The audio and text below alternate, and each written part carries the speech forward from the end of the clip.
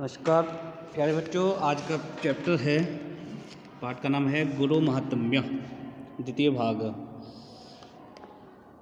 प्रोक्ताम एताम कथाम अहम बहु इष्टवान परम गुरु स्वस्य कर्तलेन स्तोपलम कथम गृहतुम शक्नुयात् चलनम च सह कथम स्थगितवान् स्यात् इत्येतम् मया च अवगतं शिलाया उपरि करतलस्य चिह्नम् अस्ति इत्यत्र अपि बहु विश्वासं कर्तुं न शक्तवान्।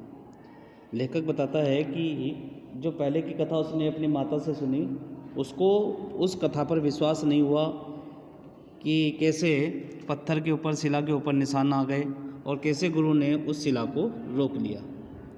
शिलाखंडाद्य उपरि अनंत काले केनापि करतलं चिह्न सृष्टं स्यात् इति अहम अवदम तस्मिन् विषये मात्रा सह दीर्घा चर्चा अपि संवृता।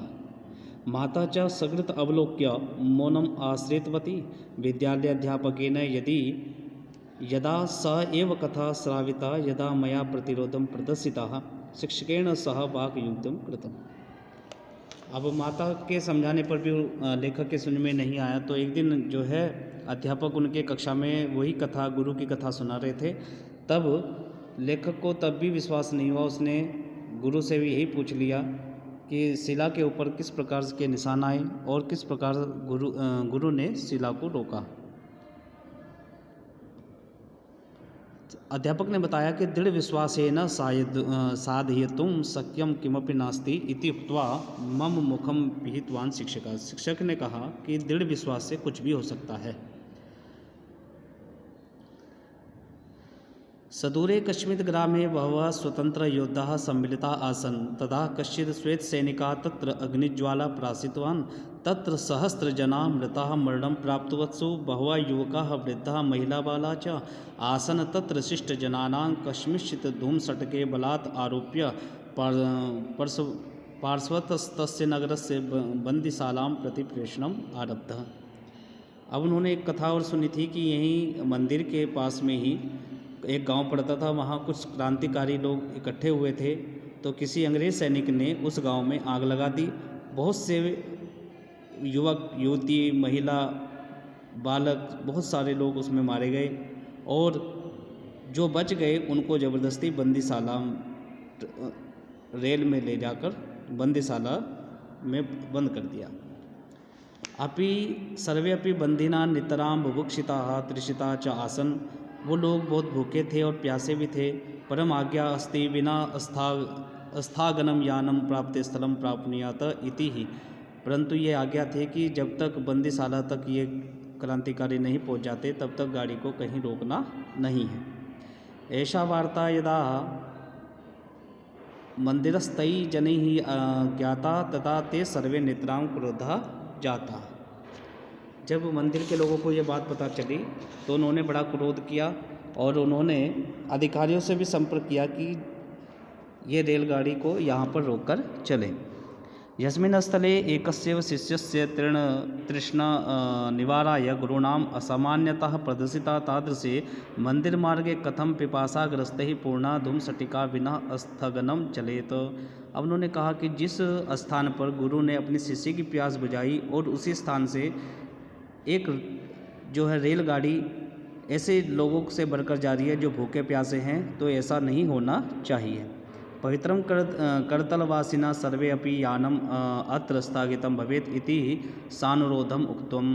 अब उन लोगों ने उन अंग्रेजों से बड़ा अनुरोध किया कि आप ये रेलगाड़ी यहाँ इस स्थान पर रोककर चलें, जिससे कि हम इन लोगों को, जो भूखे प्यासे लोग हैं, इनको हम भोजन और पानी की व्यवस्था कर दें। दूरे विद्यमानाम् अधिकारिणां संपर्कं दूरवाण्यां कृतं। तन्त्रीवार्ता अपि बहुत्र प्रेषिताः। परं सः मूर्ख अधिकारी स्वस्य आज्ञाया परिवर्तनं सर्वथा निराकृतवान्। पवित्रकर्तलस्य स्थानके जलारादीनां राशि संग्रह स्थापितम् अस्ति। परंतु उस अंग्रेज अधिकारी ने वहाँ पर रेल को रोकने से मना कर दिया और जितने भी मंदिर के लोग थे उन्होंने वहाँ पर भोजन पानी की व्यवस्था एकत्रित कर ली जिस स्थान से वो रेलगाड़ी आने वाली थी। मातु सख्या मुगता अग्रिम कथा अस्माभिः, माता की सखी से हमने आगे की कथा सुनी। धूमशटकस्य लोपतस्य उपरि सैन्यसु प्रथम आसीत् मम पुत्राणां पिता तव पार्श्वे तस्य मित्राणि तथा तेषां पाणि गृहीतस्तस्य धूमशटिका दूरात् एव शब्दं कुर्वती आगच्छत्। तस्य वेगं न्यूनं जायमाना आसीत्, तथापि तस्य स्थगनस्य कश्चन समय अपेक्षितम् आसीत्। अब आगे की कथा बताते हैं कि अब उन लोगों ने एक सलाह बनाई कि ये रेलगाड़ी की पटरी पर हम लोग लेट जाते हैं। तो सभी लोग उस रेलगाड़ी की पटरी पर लेट गए और जैसे ही रेलगाड़ी दूर से वेग से आ रही थी तो उसका प्रभाव, गुरु के प्रभाव से वो धीमी गति उसकी हो गई। यानस्य चक्राणि बहुनाम उपरि अचलन परम कश्चिदपि स्वस्थानगतम अपृश्यत। यान का जो रेलगाड़ी का जो पहिया था बहुत सारे लोगों के ऊपर चढ़ा भी। भयसिता सर्वे अपि भगवंता भजनता, और आसपास खड़े लोग भजन कर रहे थे।